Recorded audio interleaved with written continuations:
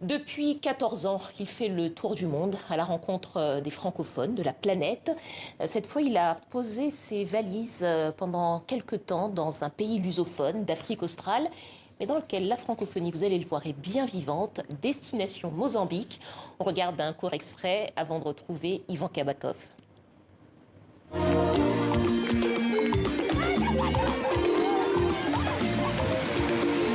Bonjour, bienvenue en Afrique australe, bienvenue au Mozambique. Cet immense pays tout en longueur s'étend sur 2500 km de côte au bord de l'océan Indien.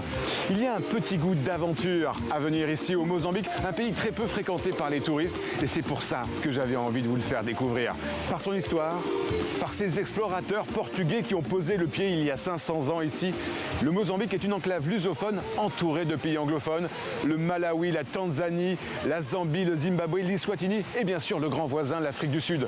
Et alors vous allez me dire, la francophonie, eh bien elle n'est pas très loin, avec Madagascar juste en face, l'île de la Réunion ou encore Mayotte. Eh bien, la francophonie dans tout ça. Bonsoir Yvan. Bonsoir Yvan, on est ravis de vous retrouver. Nos téléspectateurs et les téléspectateurs de TV5 Monde sur toute la planète vous connaissent bien parce que vous parcourez le monde depuis 14 ans à la rencontre des francophones. Alors, pourquoi le Mozambique cette fois? C'est toujours une histoire de rencontre. J'ai de la chance, des gens me proposent de venir aussi découvrir leur pays. Et on a monté ce tournage avec l'ambassade de France localement. Et puis c'est intéressant d'aller dans des pays où on ne s'attend pas à trouver de la francophonie. Et c'est le cas au Mozambique. C'est aussi un pays qui n'est pas forcément très connu. Et pourtant, c'est un pays extrêmement riche en termes de culture, en termes de nature. On pense toujours à l'Afrique du Sud. Et pourtant, le Mozambique a énormément de parcs et a énormément d'atouts touristiques. Bon, qui reste encore à développer, mais on avait envie de faire découvrir ce pays et les francophones. Et justement, d'où viennent les francophones qui sont au Mozambique? Alors généralement, ils ont appris le français à l'école parce que le français est une langue obligatoire au Mozambique depuis 2009. Et après la guerre civile, il y a une volonté de restructurer le système éducatif et puis d'ouvrir aussi le Mozambique à l'Afrique. Donc l'anglais est langue obligatoire, mais le français aussi. Il y a à peu près 600 000 élèves qui apprennent le français au Mozambique, 1600 professeurs de français. Et d'ailleurs, il y a un besoin important, on le dit dans le sujet, d'avoir encore plus de professeurs de français parce que la langue française se développe. Comme vous le montriez au début de l'émission, on est en fait entouré de pays anglophones, mais la francophonie n'est pas loin. La francophonie n'est pas loin, notamment dans l'océan Indien. On l'a vu sur la petite carte qu'on a diffusée dans l'extrait de l'émission. Est-ce que le fait d'être pas trop loin de pays francophones, est-ce que ça facilite les affaires, les échanges, enfin la connaissance des uns des autres? Il y a le Madagascar qui est en face, d'ailleurs on l'appelle le canal du Mozambique qui sépare les deux pays. Oui, même si c'est deux continents très loin, parce que c'est une île continent aussi Madagascar, mais la Réunion n'est pas loin non plus, donc des professeurs par exemple peuvent aller se former en Réunion. Dans la Réunion, il y a aussi des artistes qui peuvent circuler plus facilement. Mais récemment, par exemple, le Mozambique a accueilli, j'ai interviewé dans l'émission un chorégraphe, un scénographe qui a organisé une grande biennale de danse contemporaine en Afrique et au Mozambique. Et donc c'est une manière aussi de créer un lien avec aussi l'Afrique francophone de l'Ouest. Et donc le Mozambique a envie de ça, je crois, de s'ouvrir, d'ouvrir un petit peu ses frontières et d'attirer. Il y a encore du travail, c'est vrai, mais une envie d'attirer un peu le regard sur lui. Justement, c'est un pays dont on ne parle pas forcément beaucoup, ni sur notre plateau non plus, ni dans le monde de façon générale. Est-ce que c'est un pays, vous avez évoqué ses atouts touristiques, et il est quand même visité par des étrangers. Est-ce qu'il est de plus en plus visité par des Africains?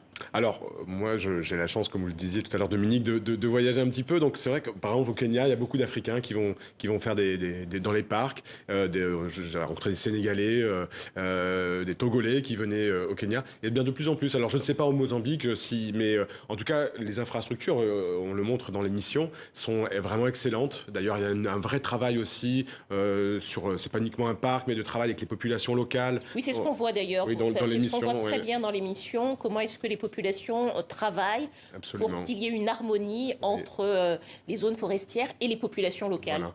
Et oui, les gens viennent. En fait, c'est pas si loin. Enfin, c'est pas si loin si on veut, mais en tout cas, c'est assez facile d'y aller. Et puis, je conseille vraiment à tout le monde d'aller visiter cette perle de l'océan Indien qui s'appelle Ilia de Mozambique, dont vient le nom du pays, ce qui a été capitale pendant 3 siècles, où Vasco de Gama a posé ses valises et puis qui est devenu comptoir.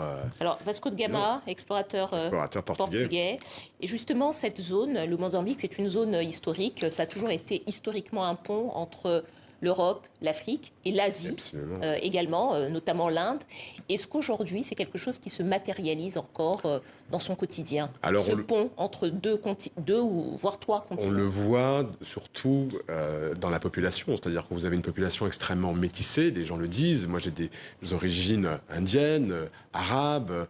On voit que ça a été un carrefour de civilisation, que ça a été c'est un lieu de passage, alors qu'il n'est plus aujourd'hui. Il y a le Mozambique, il y a ce petit charme suranné d'amant de l'ancien, mais qui a vraiment tout son charme. On le voit dans la population. Aujourd'hui, ce n'est pas un carrefour, je dirais pas le Mozambique, faut quand même y aller. Ça fait plus partie de la route des Indes est ailleurs. Le lien est historiquement présent. Oui. Mais l'histoire est là. L'histoire est là. Merci beaucoup, Ivan Kabakov, animateur et producteur de l'émission Destination Francophonie. Donc, demain, samedi, sur toutes les antennes de TV5 Monde, numéro spécial Mozambique. Merci à vous, Simon. Merci, Dominique. Yvan, Simon est déjà parti. Simon, c'est le collègue.